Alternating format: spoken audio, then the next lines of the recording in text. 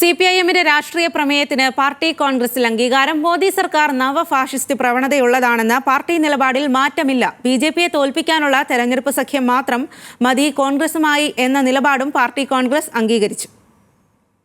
ബിജെപിയെ എങ്ങനെ എതിരിടണം, കോൺഗ്രസിനോടുള്ള സമീപനം എങ്ങനെ വേണം, വരുന്ന തെരഞ്ഞെടുപ്പുകളിലെ അടവ് നയം എന്താണ് എന്നതടക്കമുള്ള വിഷയങ്ങളിൽ 2 ദിവസം നീണ്ട വിശദമായ ചർച്ചകൾക്കൊടുവിലാണ് രാഷ്ട്രീയ പ്രമേയം പാർട്ടി കോൺഗ്രസ് അംഗീകരിച്ചത്. മോദി സർക്കാർ ഫാഷിസ്റ്റ് അല്ല, നവഫാഷിസ്റ്റ് പ്രവണതകൾ ഉള്ളതാണെന്ന നിലപാട് അംഗീകരിക്കപ്പെട്ടതാണ് പ്രധാനം. കഴിഞ്ഞ പാർട്ടി കോൺഗ്രസിൽ തീരുമാനിച്ച പോലെ കോൺഗ്രസിനോടുള്ള സമീപനത്തിലും മാറ്റം വേണ്ടതില്ല. ബിജെപി അകറ്റാൻ വിശാല സഖ്യത്തിന്റെ ഭാഗമാകും.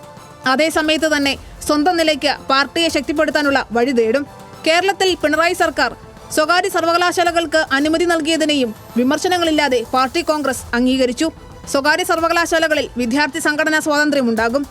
വിദേശത്തേക്ക് വിദ്യാർത്ഥികൾ പോകുന്നത് തടയലാണ് സ്വകാര്യ സർവകലാശാലകളിലൂടെ ലക്ഷ്യമിടുന്നതെന്നും PB കോഓർഡിനേറ്റർ പ്രകാശ് കാരാട്ട് മറുപടിയിൽ വിശദീകരിച്ചു. രാഷ്ട്രീയ പ്രമേയത്തിന്മേലുള്ള പൊതുചർച്ചയിൽ കേരളത്തിലെ ആശാവർക്കർമാരുടെ സമരം സർക്കാരിനെതിരായ വിമർശനമായി ഉന്നയിക്കപ്പെട്ടു. സ്ത്രീകൾ നടത്തുന്ന സമരത്തോട് ഒരു ഇടത് സർക്കാർ ഇങ്ങനെയല്ല പ്രതികരിക്കേണ്ടതെന്ന വിമർശനം ആന്ധ്രയിൽ നിന്നുള്ള പ്രതിനിധിയാണ് ഉന്നയിച്ചത്.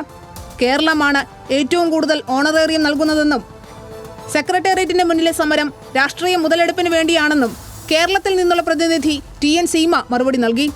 PB അംഗം BV രാഘവലു അവതരിപ്പിച്ച സംഘടനാ റിപ്പോർട്ടിന്മേൽ ചർച്ച നാളെ നടക്കും. ടീം ന്യൂസ് മലയാളം, മധുര.